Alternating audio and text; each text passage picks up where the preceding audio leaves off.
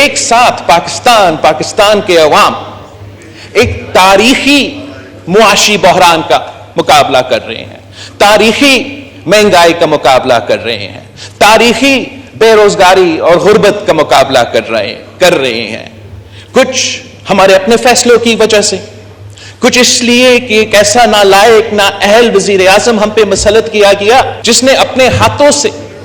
پاکستان کی معیشت کا گلا گھونٹا، جس نے اپنے ہاتھوں سے پاکستان کو ڈیفالٹ کی طرف دھکیل دیا گیا۔ مجید بریگیڈ نے، پی ایل اے نے، اس قسم کی جو دہشت گرد ہے، انہوں نے ایک بار پھر اپنا سر اٹھائے ہیں، اور ایک بار پھر جیسے میں نے کہا وہ معاشی بحران تو ہمارا اپنا ہی ناجائز نالائق سلیکٹڈ وزیر اعظم نے اپنے ہاتھوں سے اس ملک کی معیشت کو ڈیفالٹ کی طرف دھکیل دیا گیا، تو اسی نالائق ناجائز سلیکٹڈ وزیر اعظم نے پاکستان کو ایک بار پھر دہشت گردوں کے آگ میں لپیٹ دیا۔ تو آج اگر پاکستان ایک معاشی بحران کا سامنا کر رہا ہے تو اس معاشی بحران کے پیچھے ایک سلیکٹڈ وزیر اعظم ہے، اور اگر آج پاکستان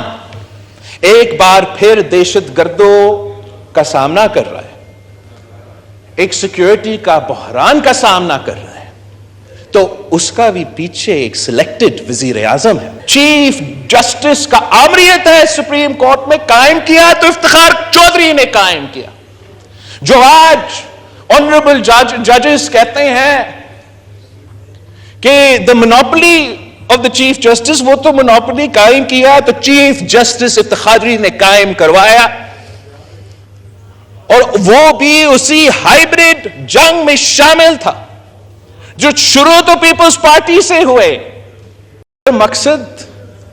ہم نہیں تھے، مقصد وہ چارٹر آف ڈیموکریسی کو ختم کرنے تھا، مقصد وہ 18ویں ترمیم کو ختم کروانے تھا، مقصد وہ جمہوریت کو بدنام کرنا تھا، اور یہ ہائیبریڈ جنگ میں ایک ہائیبریڈ نظام میں قائم ہونا تھا۔ پاشا آیا، ظہیر آیا، فیض آیا، چلا گیا، مگر ایک کانسٹنٹ ہے۔ وہ کانسٹنٹ کون ہے؟ وہ کانسٹنٹ کون ہے جناب اسپیکر؟ وہ عمران خان نیازی ہے۔ اس کرکٹر کو ہمارا اسٹیبلشمنٹ نے جو سیاست میں لے کر آیا، 30 سال میں پاکستان کے عوام کا پیسہ، پاکستان کے ادارے اس جرم میں شامل تھے کہ وہ ایک فرینکنسٹائن بنا رہے تھے۔ یہ ہر وقت ہوتا ہے جناب اسپیکر، کچھ آئنسٹائنز ہمارے ادارے میں بیٹھتے ہیں، اس ملک کے فیصلے کرتے ہیں، اسٹریٹجک ایسٹس بناتے ہیں، اور آخر کار وہ اسٹریٹجک ایسٹس ہم سب کے گلے پر جاتے ہیں۔ وزیر اعظم صاحب، اگر آئین توڑا گیا تو آپ کو کیس فائل کرنا چاہیے، اگر تو قانون توڑوایا گیا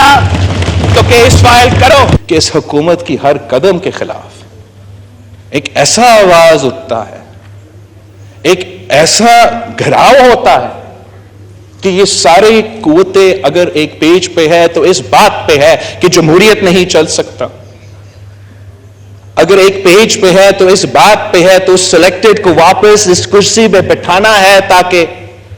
ان کا مستقبل کو۔ رولز آف پروسیجر قانون کے مطابق چیف جسٹس کے پاس کہاں پاور ہے کہ وہ ڈیم فنڈ بنا دے؟ کون سا آئین، کون سا قانون کے مطابق